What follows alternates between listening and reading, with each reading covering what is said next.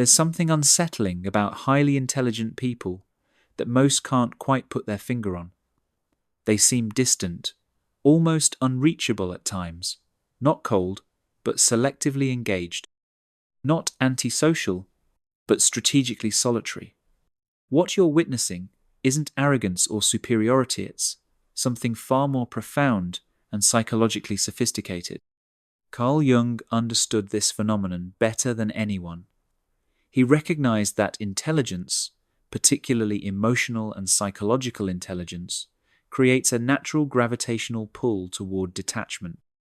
Not detachment born from fear or trauma, but detachment as a conscious, choice protective mechanism that preserves the integrity of a sharp mind. You see, intelligent people have a different relationship with solitude than most. Where others see loneliness, they see clarity. Where others fear abandonment, they find freedom. This isn't because they're emotionally deficient, it's because they've learned something most never will, that their greatest insights, their deepest growth, and their most authentic self emerges not in the chaos of constant connection, but in the deliberate space of chosen solitude. Jung called this the path of individuation, the journey toward becoming who you truly are, separate from the projections, expectations, and emotional demands of others. But here's what makes it particularly relevant to intelligent minds. The smarter you become, the more you realize how much of human interaction is performance, projection, and unconscious need, fulfillment rather than genuine connection. This realization creates a fork in the road. You can either continue playing the social games that feel increasingly hollow, or you can step back, detach, and create the mental space necessary for authentic growth. Most choose the former out of fear. The intelligent choose the latter out of wisdom. Intelligence, particularly the kind that encompasses emotional and psychological awareness, comes with an unexpected burden. You begin to see patterns others miss. You notice the unconscious motivations behind people's words. You recognize the fear-based behaviors that masquerade as love. You understand the psychological needs driving most social interactions. Jung recognized this as the development of what he called psychological consciousness, the ability to observe not just what people do, but why they do it. This heightened awareness creates a peculiar form of isolation. When you can see the machinery behind human behavior, you start to feel like you're watching a play while everyone else believes they're living real life. This isn't cynicism, it's clarity. And clarity, while liberating, can be profoundly isolating. Intelligent people often find themselves in conversations where they must choose between authenticity and acceptance. They can either engage at the surface level that others are comfortable with, or speak their deeper truths and watch others withdraw in discomfort. Most choose the surface, but it comes at a cost. The constant translation of complex thoughts into digestible fragments becomes exhausting. The perpetual dumbing down of insights to maintain social harmony creates an internal split. You begin to feel like you're living a double life, your authentic self and your socially acceptable self. This recognition leads to a crucial realization. Much of what we call connection is actually projection. People aren't truly seeing you. They're seeing what they need you to be. They're not loving your authentic self. They're loving their idea of you. Once you understand this, the compulsion to maintain these surface connections begins to weaken. Jung understood that intelligent minds naturally gravitate toward fewer, deeper connections, rather than many shallow ones. Quality over quantity becomes not just a preference, but a psychological necessity. The intelligent person's detachment is often a protective mechanism against the energy drain of maintaining relationships that lack genuine understanding or reciprocity. There's a particular kind of exhaustion that comes with being intelligent in a world that often rewards conformity over critical thinking. You watch people make decisions based on emotion rather than logic, follow trends rather than principles, and seek validation rather than truth. The cognitive dissonance becomes overwhelming. Jung spoke extensively about the collective unconscious, the shared psychological patterns that influence human behavior. But he also recognized that some individuals develop enough consciousness to step outside these collective patterns.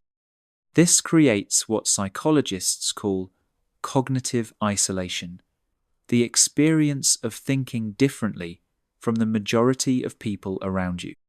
Intelligent people often find themselves mentally translating social situations, political discussions, and even casual conversations through multiple lenses of analysis. They see the psychological dynamics, the logical fallacies, the historical patterns, and the unconscious biases all simultaneously. This multi-layered awareness makes it difficult to engage at the simple, straightforward level that most social interaction requires. The result is a form of internal exile. You're physically present, but psychologically distant. You participate, but don't fully engage. You listen, but often find yourself analyzing rather than simply experiencing. This isn't a choice. It's the natural consequence of a mind that can't turn off its analytical functions. This creates a unique form of loneliness, not the loneliness of being physically alone, but the loneliness of being mentally alone in a crowd. It's the isolation that comes from seeing connections and patterns that others miss, from understanding implications that others ignore, from recognizing the complexity in situations others view as simple.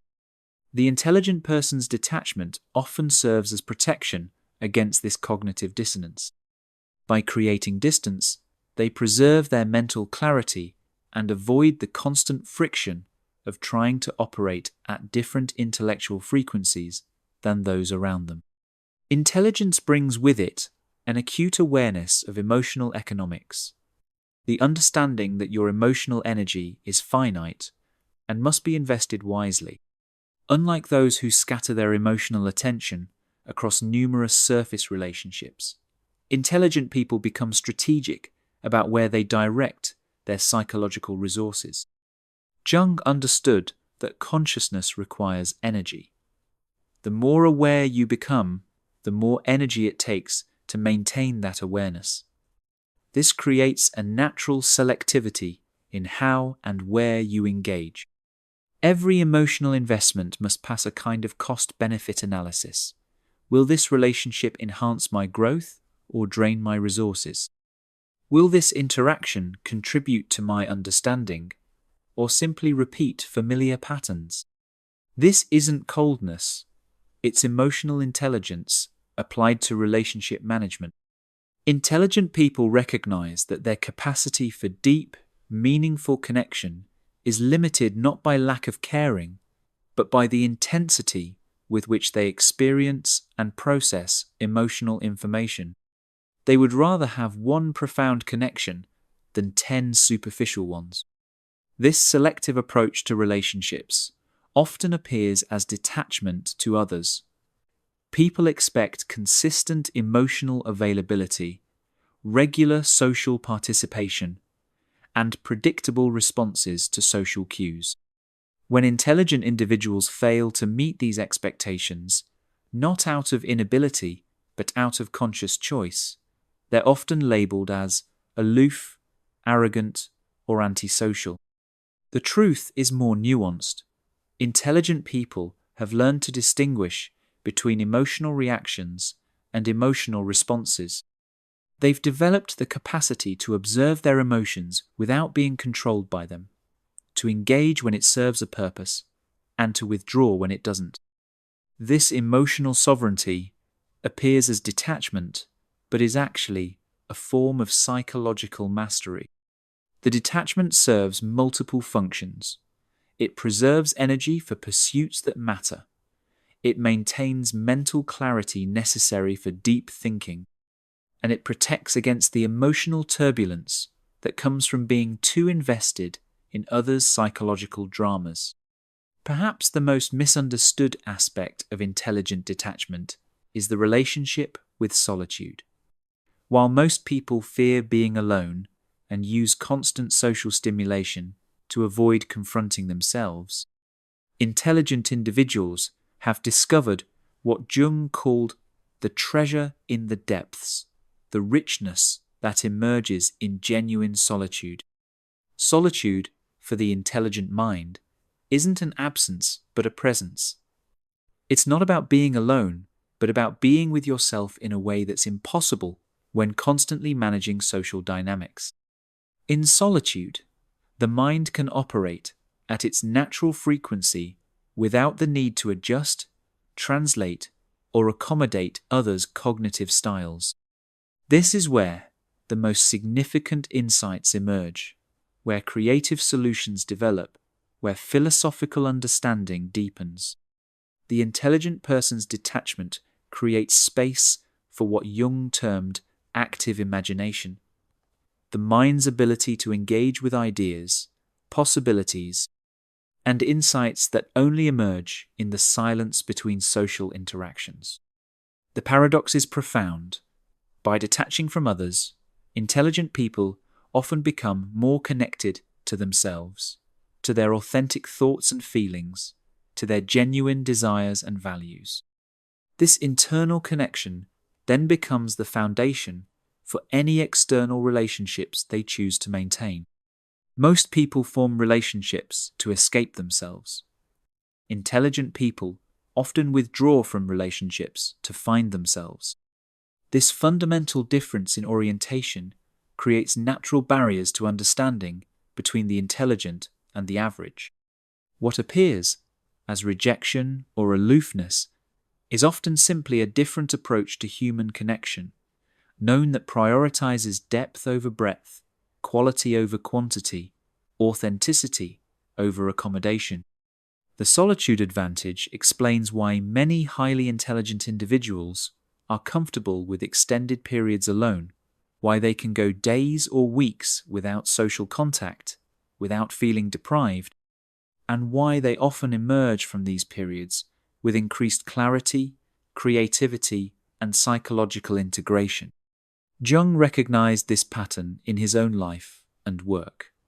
His most profound insights came not from social interaction, but from sustained periods of introspection, analysis, and what he called confrontation with the unconscious. The detachment necessary for this level of self-exploration isn't a withdrawal from life, it's a deeper engagement with it. The detachment of intelligent people isn't a flaw to be corrected or a defense to be broken down. It's a natural adaptation to the unique challenges of living with heightened awareness in a world that often operates at more primitive psychological levels. Understanding this pattern, whether in yourself or other, opens the door to more authentic and satisfying human connections. For those who embody this pattern, the challenge isn't learning to be more social, it's learning to honor your natural rhythms while remaining open to connections that genuinely enhance rather than drain your psychological resources. For those trying to understand someone who exhibits this pattern, the key is recognizing that their detachment isn't personality, psychological architecture necessary for their mental well-being. Jung's insight remains profound. Individuation, the journey towards psychological wholeness, often requires periods of separation from collective patterns and expectations. For the intelligent mind, detachment isn't isolation, it's integration. It's the space necessary to become fully yourself before attempting to genuinely connect with others.